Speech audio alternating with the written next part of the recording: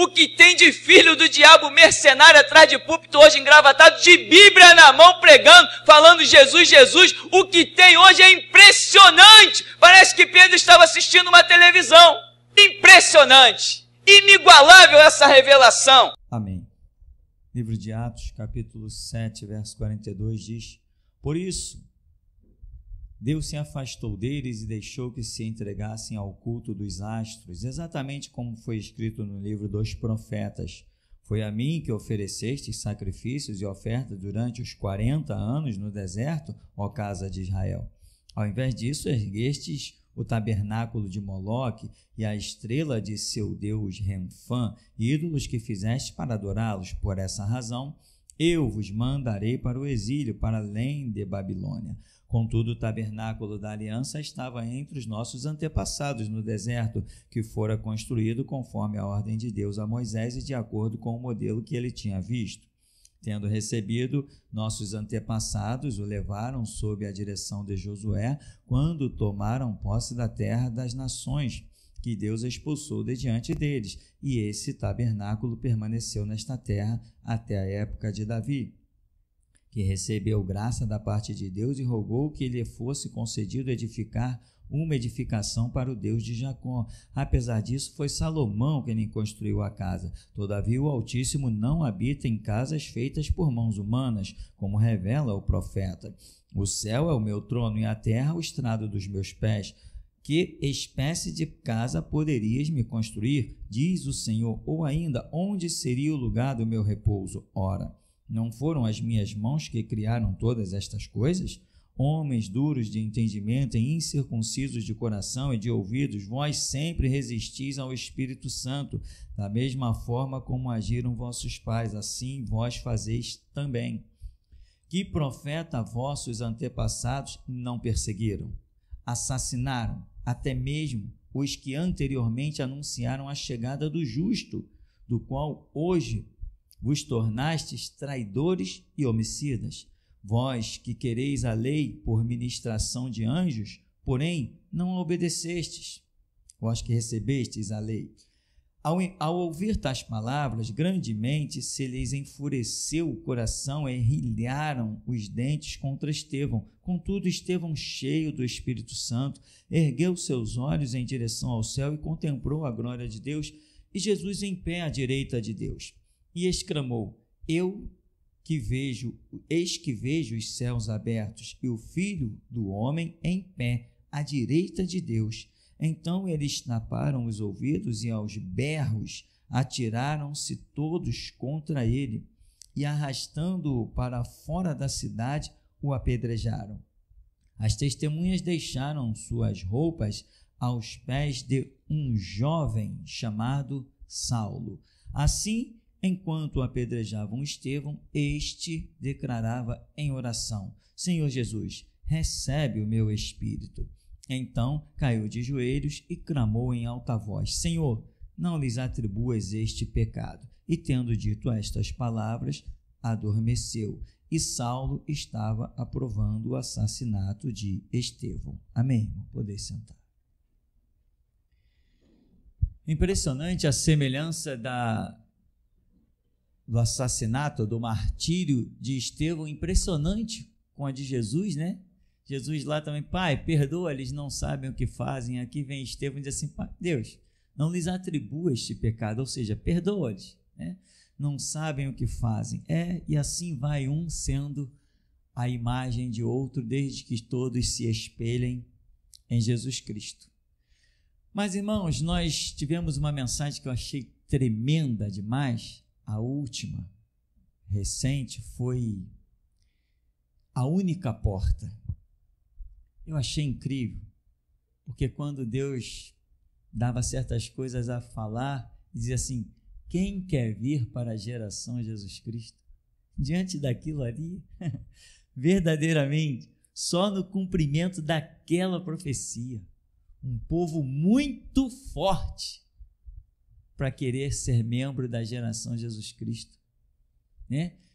A Escritura diz assim: quando Simeão e Ana estão no templo, Maria vem com José apresentar Jesus, e Simeão lança uma profecia e diz: este menino será posto para episódios contraditórios, ele vai ser posto para contradição, ele vai ser posto para elevação de muitos, mas também para o abate de muitos.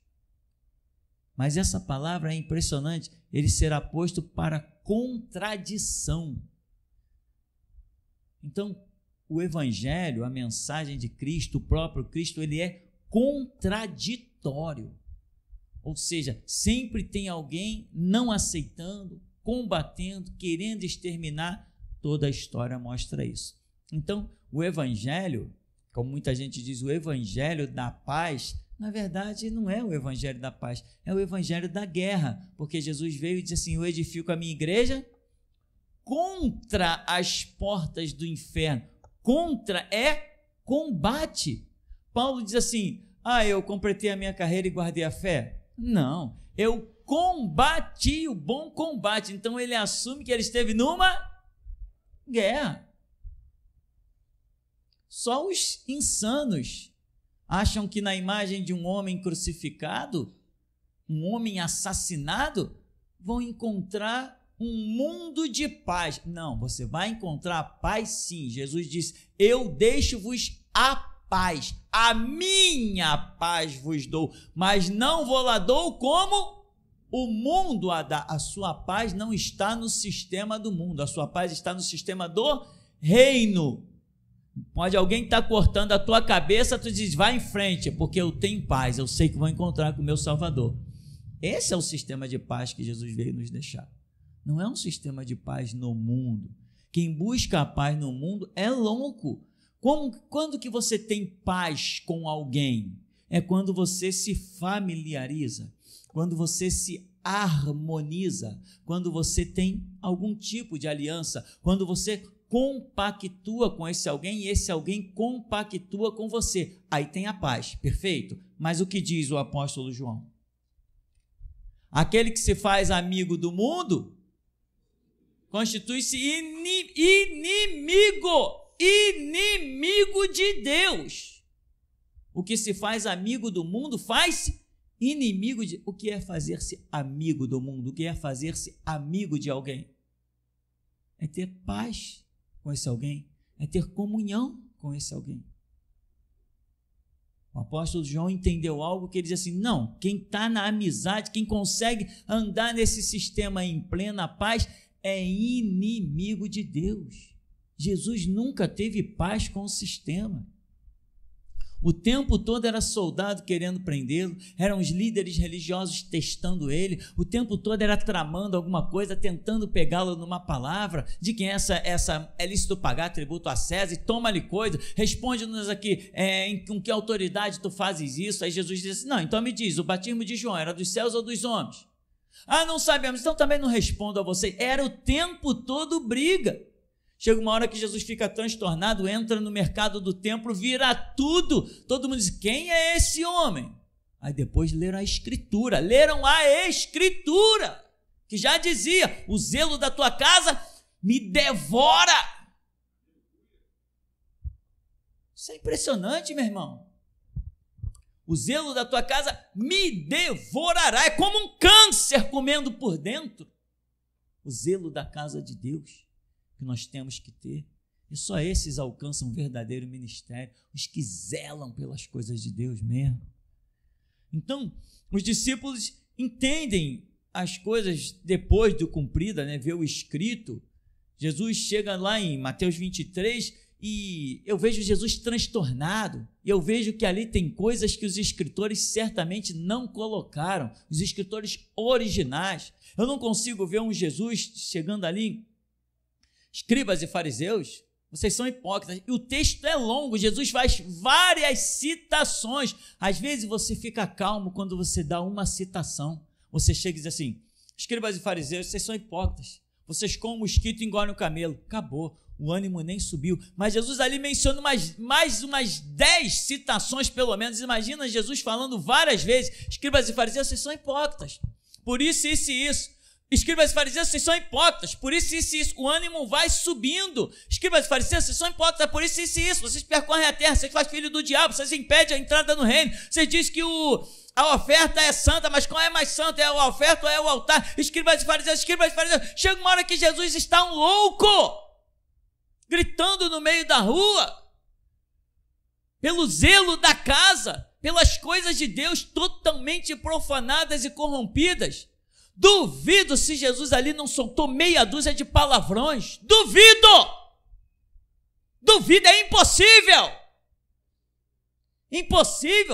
Em toda aquela citação, Jesus, escribas e fariseus, vocês são hipócritas, vocês isso, vocês aquilo. Duvido se Jesus não foi transtornado e na hora que o camarada foi escrever, ele ocultou algumas palavras.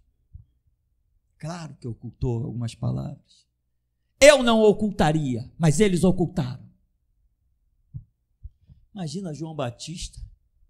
Como é que alguém se levanta e diz: raça de víboras, quem vos induziu a fugir da ira vindoura? Imagina João Batista sentado numa pedra, comendo tranquilamente, olhou: ô raça de víboras, quem vos induziu a fugir da ira vindoura? É ruim, meu irmão. É ruim, irmão. É ruim. Aquele homem devia estar transtornado. Nem à toa que chamavam ele de louco. Tem um louco gritando no deserto. Tem um louco gritando no deserto, diziam assim. E alguns diziam: mas o que ele grita? Ele grita que está chegando aí um Messias. Alguns dizem: ah, é? Então vamos lá ver o que esse louco está dizendo. E assim muita gente foi ouvir João Batista, porque foram ouvir o louco, que nem Noé quando construiu a arca. Tem um cara construindo uma arca gigante. Aonde? Tal lugar não tem água. Está construindo uma arca? Ah, então vamos ver o louco. Vão querer te ouvir, irmão, quando você for louco. Vão querer saber quem é você quando você atingir o estágio da loucura. Quando o zelo da casa de Deus te corroer como um câncer, vão querer saber quem é você. Mas enquanto você for pacifista, falando o que todo mundo fala, pregando o que todo mundo prega, aceitando e se conformando com tudo que todos aceitam e se conformam, você não vai ser nada. Você tem que dizer: Deus, me dá o teu espírito da revolta. Nós temos mania de ler a Bíblia e ignorar, irmão. Deus, está isso escrito, Deus levantou profetas para repetir depois dos primeiros, outros repetiram, e Deus tem repetido em nosso meio: eu tenho uma contenda com os habitantes da terra. Ora, faça-me o favor, meu. Deus tem uma contenda com os habitantes da terra. Dá para você entender para que ele te chamou? Se Deus tem uma contenda com os habitantes da terra, ele te chamou para quê, meu irmão? Para contender, para ser motivo de contradição, para ser a referência da guerra e do disse, me contaram. Da mesa redonda é o teu nome que vai estar lá. Eu tenho uma contenda com os habitantes da terra, diz o Senhor mais uma vez nesta manhã.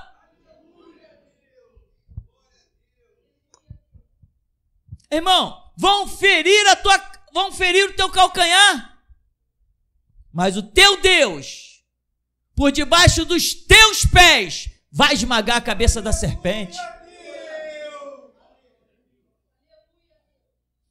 Acorda, irmão. Não leia as coisas e deixa passar, não.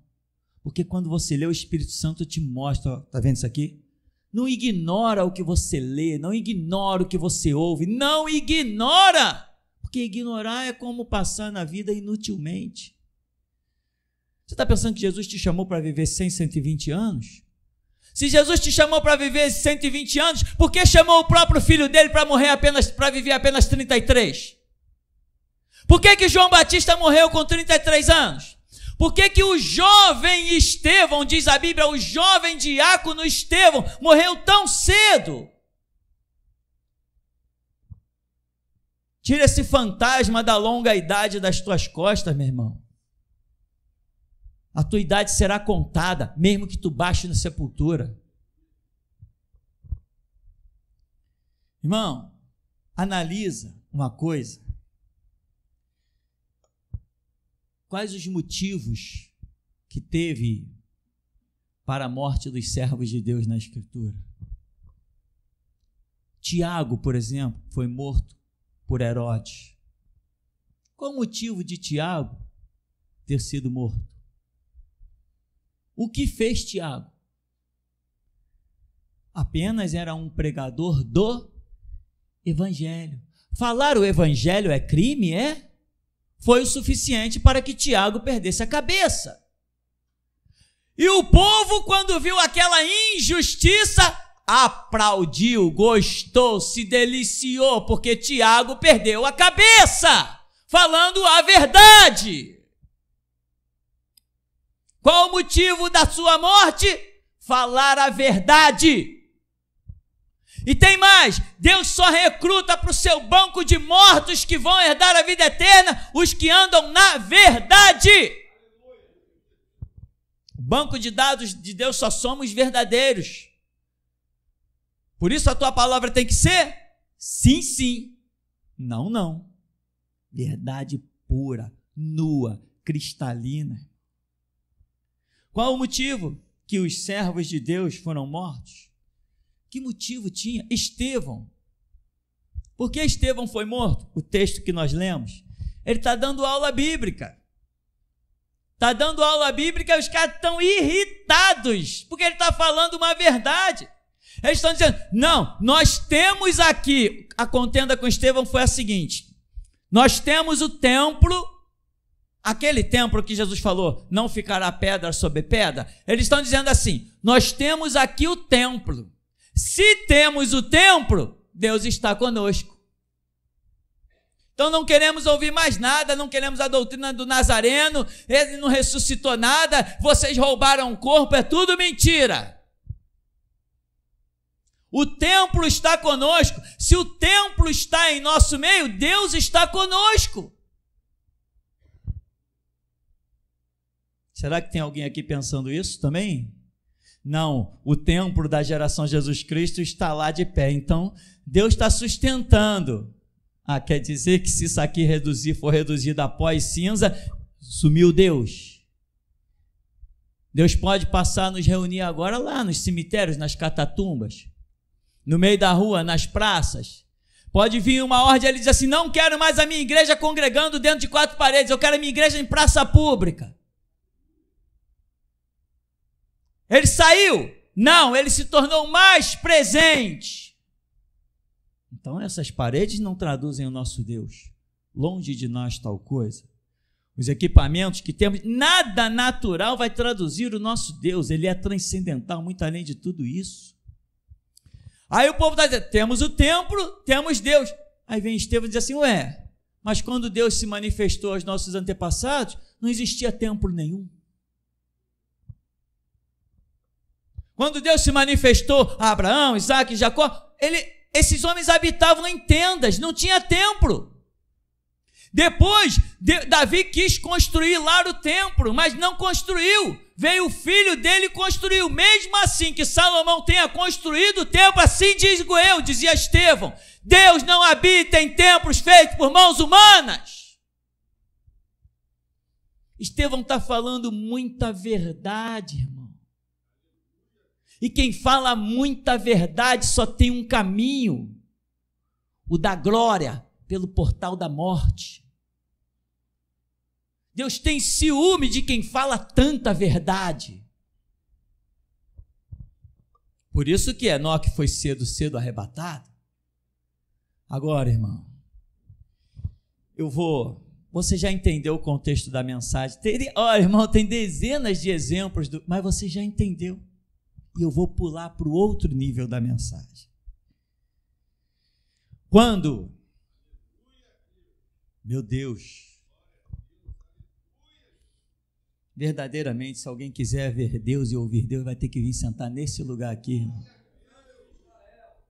Aqui Deus brada mesmo como um leão. Aqui brada. E tem mais, aqui é tão tremendo que ele diz assim, já basta, não precisa falar mais disso, porque eu continuarei falando na intimidade. É muito tremendo esse Deus. Enquanto eu falo aqui, um milagre na sua mente acontece. Por isso diz a Escritura, o meu povo será um povo sábio e inteligente. Porque isso é um milagre, irmão. Não interessa o teu DNA, se ele é perfeito ou defeituoso. Interessa que o teu Deus está acima de todas as coisas. Imagina uma coisa, irmão. Às vezes, nós não estamos preparados. Temos o livro, temos a glória de Deus em nossas mãos, mas não estamos preparados.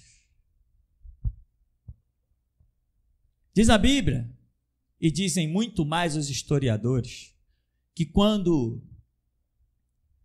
Jesus morreu, os discípulos sumiram, apagaram. 2 no caminho de Emaús. É hoje o 3º dia da sua morte e nós pensávamos que ele fosse remir a Israel, mas ele está morto. O que aconteceu na vida desse homem, varão valoroso, poderoso em palavras e obras, o que aconteceu na vida dele? Veio a morte. Na vida de Jesus Cristo veio a morte. Na vida de Jesus Cristo veio a... Se a morte veio na vida de Jesus Cristo, então Deus tem um projeto na nossa vida e esse projeto passa pela... Então por que quando Jesus morreu, mesmo depois de ter dito, eu vou a Jerusalém, vou ser entregue nas mãos dos pecadores, vão fazer de mim tudo o que quiser e vão me crucificar, mas ao 3º dia eu ressuscitarei. Todo mundo esqueceu que ele disse, ao 3º dia ressuscitarei. Todo mundo se prendeu ao fato, morte, e reprovaram. Pedro falou, não vai te acontecer isso. Para trás de mim, Satanás, tem que acontecer. A morte é projeto do meu Pai. Aconteceu. Esqueceram que ele falou que o 3º dia ia ressuscitar. A prova que esqueceram que quando chega o 3º dia não tem ninguém na porta daquele túmulo. Era para todos os discípulos terem se reunido e ao 3º dia e fazer vigília na porta daquele túmulo. Mas a glória da ressurreição fica ofuscada quando no meio do caminho tem a morte. A estrada passava pela morte, todos travaram na morte, esqueceram a glória do 3º dia. Ame a morte, irmão, porque é ela que vai te dar a glória do 3º dia. Sem a morte tu não tem 3º dia, porque a morte para recomeçar a contagem, e agora você não tem mais 3º dia, a não ser que morras.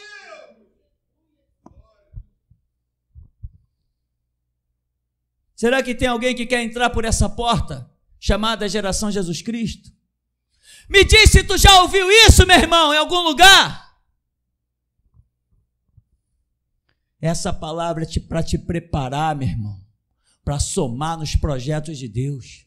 E entender que o projeto de Deus não para na morte. A morte é só um degrau dos seus projetos. Na história do Evangelho, na vida, na pessoa de Jesus Cristo, na história de Jesus Cristo tem uma morte.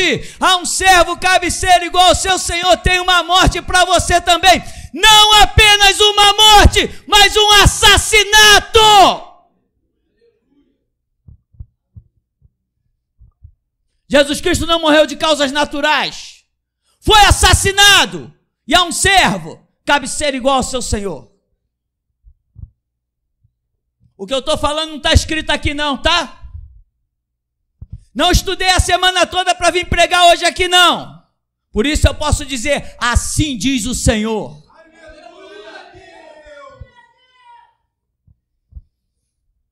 Quando Jesus morreu, não tinha ninguém espiritual. 2 pegam o caminho de Emaús, os outros se escondem lá.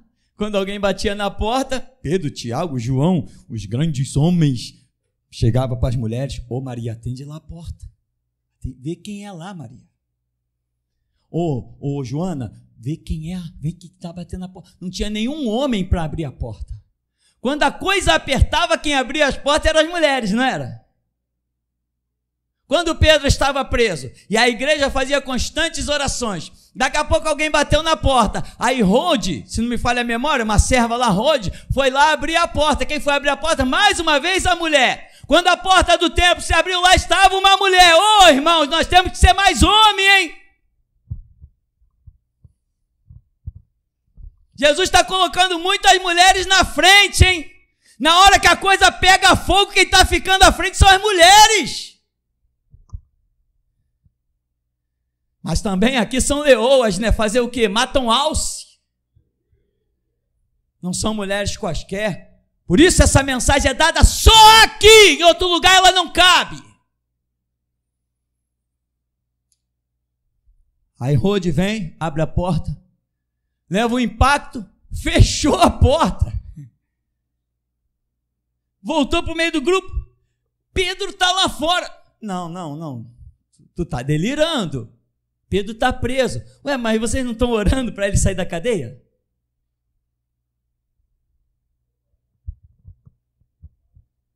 Vai lá ver de novo. Pum, abriu e fechou. É Pedro mesmo, está lá fora. Não, tu viu o anjo dele. Eles tinham um entendimento sobre isso, nós já vimos sobre isso algumas vezes. Tu viu um anjo dele? Não, é Pedro, eu vi Pedro. Então vamos lá, vamos abrir. Pedro! Entende, irmão? Tem sempre uma mulher na espreita. Mas, na verdade, essa mulher é um mistério da simbologia da igreja. A sua verdadeira igreja como um todo. Temos que estar aguardando os fatos que ele declara. Aí, Jesus é morto. Aquele caos. O mundo fez-se trevas no eclipse e depois voltou a raiar o sol. Mas na vida dos discípulos continuou tudo em trevas. Por quê? Porque aconteceu uma morte. Enquanto os discípulos estão chorando, planteando, com medo, lá no céu tem uma festa. Os anjos estão celebrando violentamente, dizendo: o Salvador foi até o fim, cumpriu a missão, não negou. Enquanto essa missão é gloriosa e tem festa no céu, aqui na terra os trouxas, eu, vocês e o resto dos trouxas dos discípulos, estamos chorando, mataram Jesus, ô retardado. Ele tem que morrer mesmo. Se o grão de trigo cair na terra e não morrer, fica sozinho, mas se morrer, a morte é um projeto de Deus. Quando as pessoas falam comigo, o que mais você espera nesse mundo? A morte. O que é isso, rapaz? Tá doido? É a morte. O que eu mais espero neste mundo é a morte. Porque é ela que vai me dar o próximo plano, irmão. É ela que vai me levar ao próximo nível.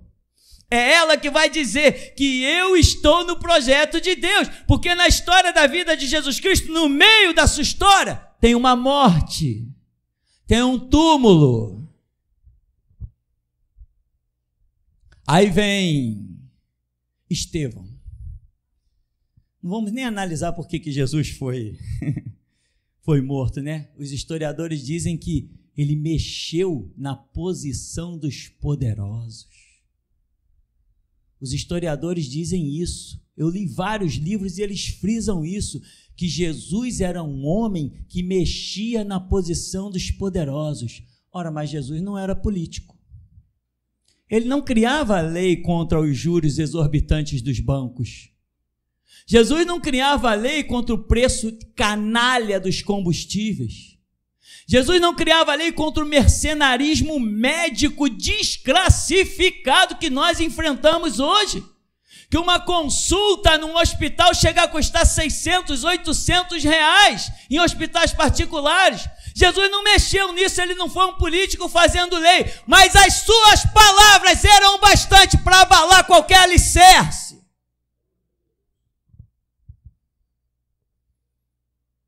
Exulta e canta, irmão, porque você é o alvo dessa palavra. Você é o alvo. A tua língua vai ser como a pena de um destro escritor. Se tu quiseres. Se tu quiseres, tu vai falar e depois vai perguntar para os outros assim, o que eu falei mesmo que eu nem sei? É assim que Deus nos usa, além do que possamos imaginar. Aí vem Estevão. Qual o motivo da morte de Estevão? Olha o que nós lemos. Tinha motivo para a morte?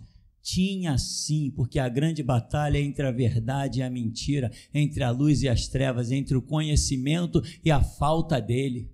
Conhecereis a verdade e ela vos libertará. Então essa é a batalha, libertar os escravos mentais. Paulo diz, as armas da nossa milícia não são carnais, mas sim poderosas em Deus para a destruição das fortalezas, levando todo pensamento cativo à obediência de Cristo. Esse é o projeto. Está lá Estevão. Por que Estevão foi morto? Porque irritou com a verdade. Irmão, você está pensando que quando alguém vier para te exterminar, porque você é discípulo de Cristo e você vai, como a respeito de ti está escrito. E como está escrito a teu respeito? Exatamente naquilo que está escrito a respeito de Cristo. O que se diz a Escritura a respeito de Jesus Cristo é o que se diz a respeito de ti, porque um servo cabe ser igual ao seu Senhor. E para sermos igual ao nosso Senhor, temos que ser alvo das mesmas profecias. Por isso eu digo, a meu respeito, a teu respeito, está escrito no rolo do livro. Aí Estevão está ali, o povo fica revoltado, apedrejam Estevão, o jovem Estevão, diz os historiadores, o jovem Estevão é apedrejado e é morto. O que os irmãos fazem? Vão lá pegar o corpo dele para sepultar e é um pranto imenso. Nós entendemos o nosso miserável lado sentimental, nós entendemos, mas com um pouco mais de razão, irmão, nós não vamos deixar de chorar, só vamos chorar um pouco menos. Tem gente que cai num pranto que parece, eu quero ir junto no túmulo. Já pensou? Já viu um crente fazendo assim? O crente vai lá para o sepultamento do seu pai, da sua mãe, não sei de quem. Não, meu pai era crente, era servo de Deus, ele está no céu com Jesus. Mas na hora que o caixão vai descendo, a pessoa quer ir junta. Pai, me leva junto contigo. Vai, bota ela lá dentro. Sepulta, fecha lá para ver se ela quer ir mesmo.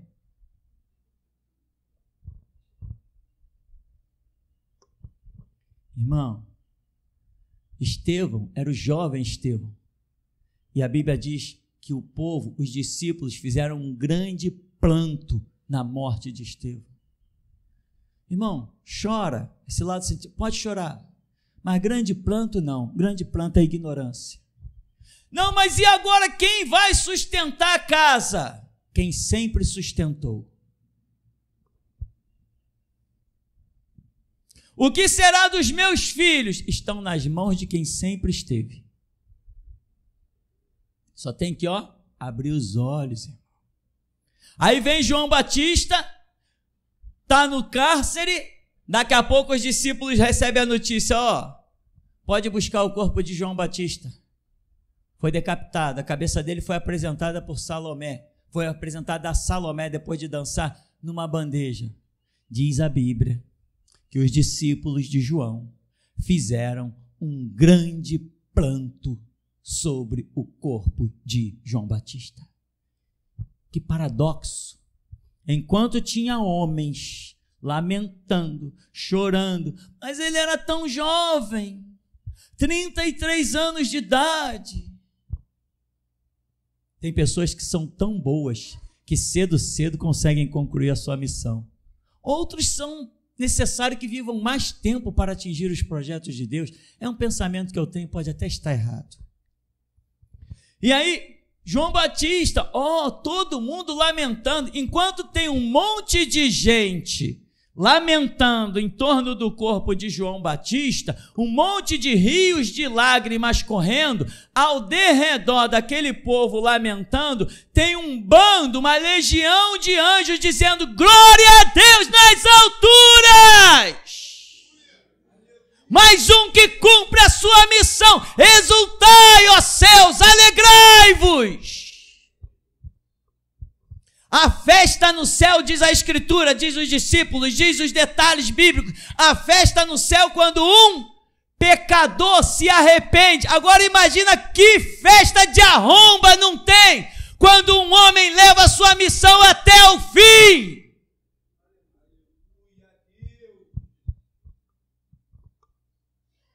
Hoje é festa, irmão. Hoje é dia de festa. Dia de festa tem que ter uma palavra dessa. Eita glória! Só mesmo um dia de festa separado por Jesus para você ouvir isso. Depois come um bolinho e toma um refrigerante. Ah, minha alma engrandece ao Senhor. Meu espírito se alegra em Deus, o meu Salvador. Presta atenção nessa frase. Presta atenção nessa frase que eu vou te dizer agora. A hora da tua morte é a hora da tua glória. Chegou a hora da morte de Estevão. Estevão deve estar sendo galardoado. Eu vejo uma coroa sendo colocada na cabeça dele. Chegou a hora da morte de Estevão. Enquanto todos diziam, é a hora desse cão, é a hora desse lixo, é a hora desse suposto discípulo que quer falar uma suposta verdade, é a hora da morte dele. Ele está vendo, não, é a hora da minha glória. Eu vejo os céus abertos, o Filho de Deus de pé à direita do Pai.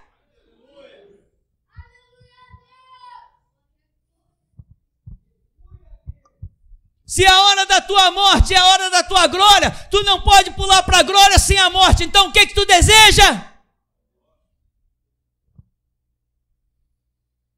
Isso é questão de entendimento, irmão.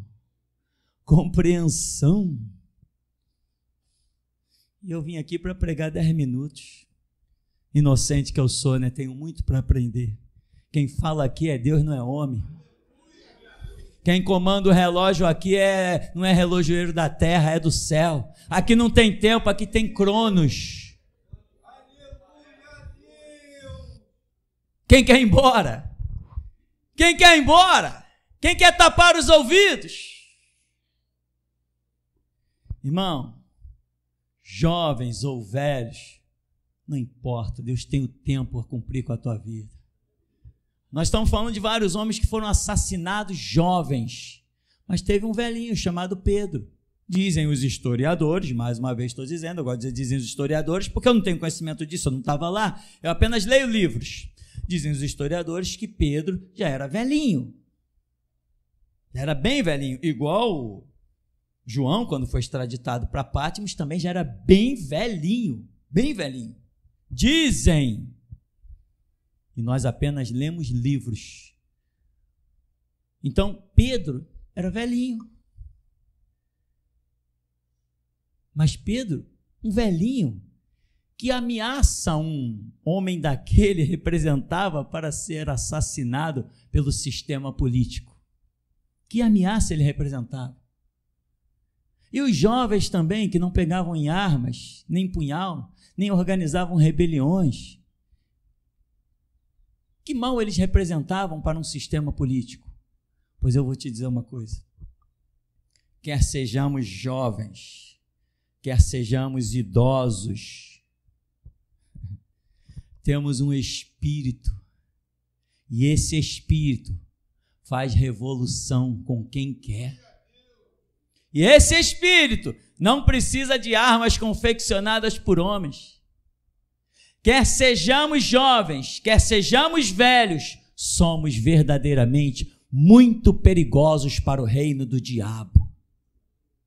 Porque através da palavra que sai da nossa boca, Jesus Cristo desfaz as obras do diabo. Olha o que ele disse: eu vos dou poder para pisar serpentes, escorpiões, toda a força do diabo, e nada absolutamente vos causará dano algum. Ele nos deu poder. Cadê o poder? Onde está o poder de Deus na nossa vida? Está nas palavras que Ele nos tem dado. Quando nós dizemos, demônio, sai, Ele baixa a cabeça e sai com o rabo entre as pernas. Quando vem a palavra, vem a unção, nós determinamos coisas e quer até que nós possamos dizer, sol detente em Gibeão e tu lua no vale de Ajalon, e assim será. Temos uma palavra poderosa e essa palavra abala o reino do diabo, irmão. Então, meu irmão, entenda o seguinte: somos verdadeiramente a única porta hoje pela qual Deus salva, liberta, cura e realiza as suas grandes obras. Somos a única porta, sabe por quê? Porque nós compreendemos que a morte é um projeto de Deus. Enquanto todos fogem, um quer a porta da prosperidade, o outro quer a porta da luxúria, a porta das conquistas, a porta do empresariado, e não tem nenhuma fila na porta da morte, exceto uns loucos de camisa preta chamados Geração Jesus Cristo. Somos o único povo que espera pela morte mais ansiosamente do que pelo dia do nascimento. Somos loucos mesmo. Por isso, eu pergunto como perguntei no culto passado: quem será que quer congregar na Geração Jesus Cristo, hein? Quem será que quer vir sentar nesses bancos? Será que vai passar um camarada com uma metralhadora lá fora e vai mandar bala aqui para dentro? Se Deus estiver preparado esse dia, vai sim, e as balas acertarão aqueles que Deus marcou para acertar. Agora, não pense, irmão, eu não estou fazendo nada de mal e fui agredido, fui afrontado, fui caluniado, seja lá o que quer que tenha acontecido. Não é porque você faz alguma coisa de mal para o mundo que você é afrontado. É porque você faz alguma coisa de bom para Deus, é que você é afrontado. Se você estiver servindo a Deus, o mundo vai querer te parar. Não fizeram isso com Jesus? Então não vamos ser inocentes. Se fizeram com Jesus, vão desejar fazer conosco. Mas Jesus disse muitas vezes: ainda não é chegada a minha hora. Vieram e voltaram. Mas quando ele disse assim: olha, no Getsêmani, sou gotas de sangue, Pai, seja feita a tua vontade. Chegou para os discípulos: levantai-vos, vamos-nos daqui, porque é chegado aquele que me trai. É chegada a minha hora. Esse é a hora do poder das trevas e da escuridão. É a minha hora. Aí acabou. Entraram lá, prenderam Jesus no Getsêmani, o levaram e o crucificaram. E o assassinaram. Eu gosto dessa palavra, que foi a revelação que Deus deu nos últimos dias, para ficar bem compreendido. Assassinaram Jesus. Por quê? Porque, meu irmão, verdadeiramente as palavras do Senhor são espadas afiadas de 2 gumes.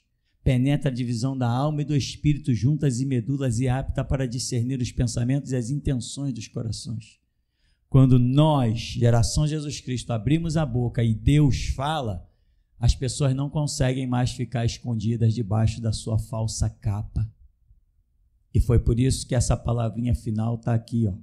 Centro de seleção e justiça. Essa e-justiça é justamente porque o Espírito de Deus me mostrou que na nossa pregação, na nossa fala, ele ia fazer ser descoberto o mau caráter de evangélicos que vivem na capa do cristianismo. Ebenezer, até aqui nos tem ajudado, Senhor. Louvado seja o nome do nosso Deus, que é santo e que é poderoso. Verdadeiramente, o Espírito do Deus vivo está neste lugar, e minha alma estremece diante desse Deus. Pastor, a visão que o Espírito Santo me deu, eu vi descer do céu um lençol branco e cobrir toda a igreja. Logo, essa visão cessou. Eu vi um ônibus, e esse ônibus era todo preto, e nas laterais desse ônibus estava escrito: Bíblia sim, Constituição não. Eu vi o Senhor dirigindo esse ônibus, e com o decorrer do culto, eu vi o Senhor com um chapéu que os motoristas usavam nos Estados Unidos. Então essa visão cessou. Amém. Amém, irmãos. A paz. Louvado seja Deus. Mestre, eu tive uma visão com os irmãos que estavam machucados ou outros que se feriram nas costas.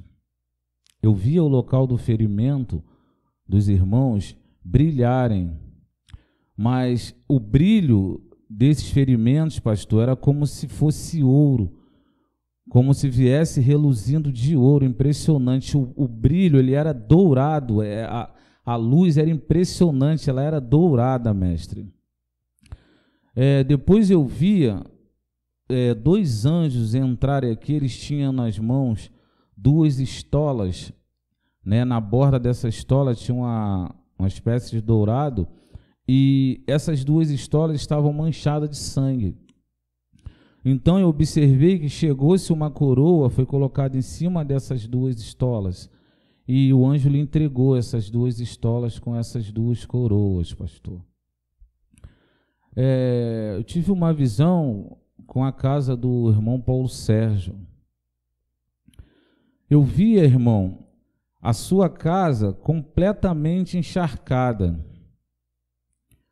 E eu não via de onde vinha aquela água. Então, Deus me fez observar um anjo. Esse anjo tinha uma espécie de rodo e um pano na frente. Eu via ele secando, mas eu não via de onde vinha aquela água, pastor. Então Deus me fez observar os olhos desse anjo.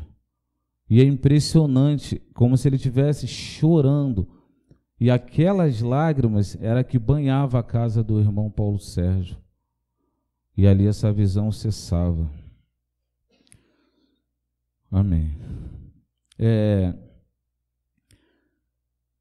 Quando o Senhor falou na situação de Estevão, eu via o Senhor receber um grande machado.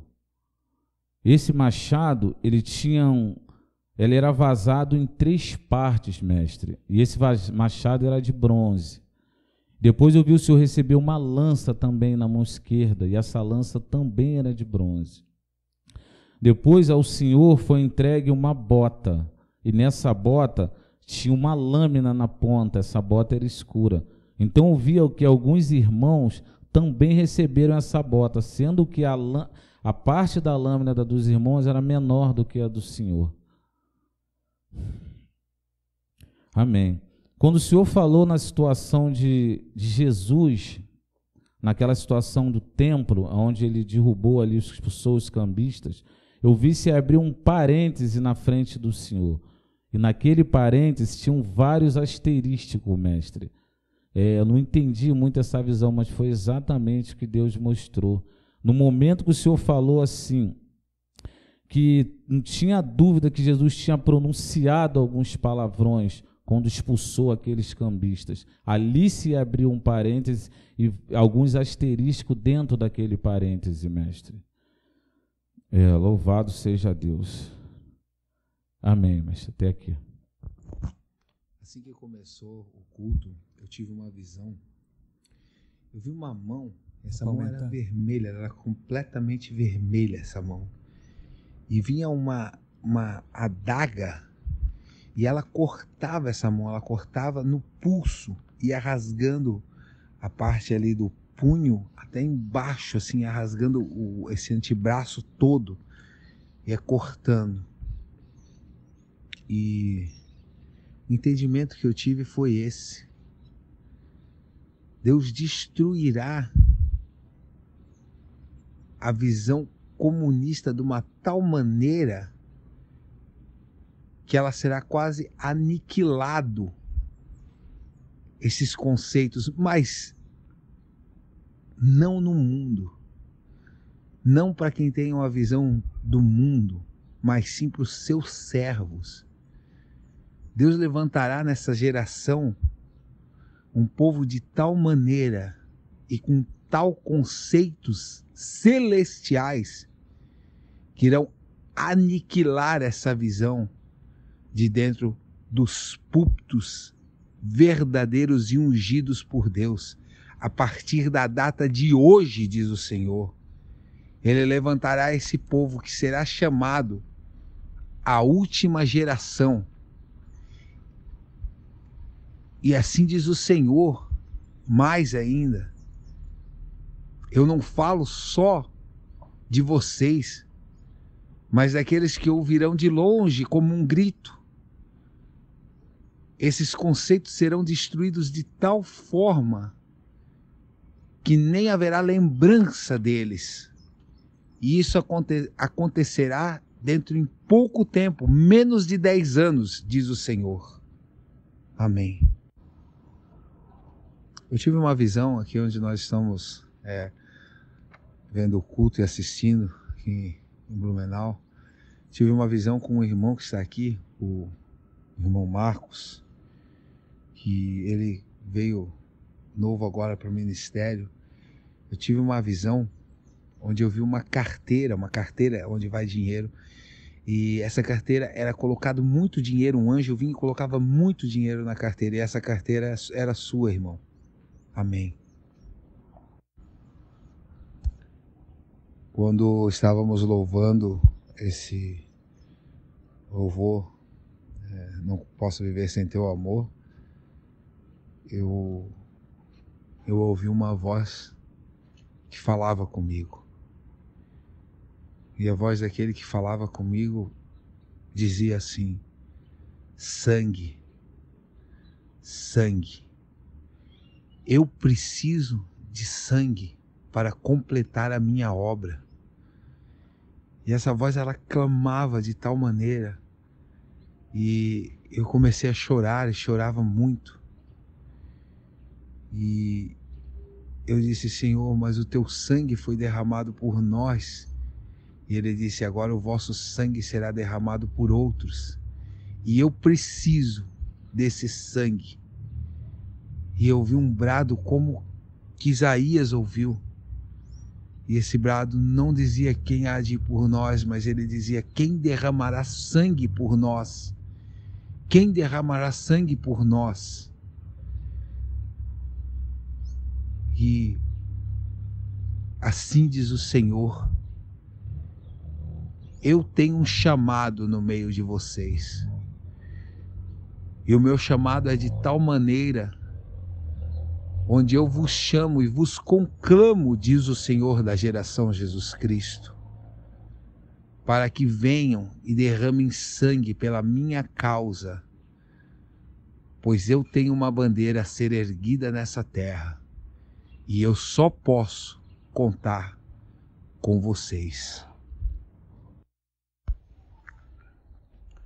Eu tive uma visão quando o Senhor Mestre estava falando do caminho da morte, que disse que esse era o caminho, né?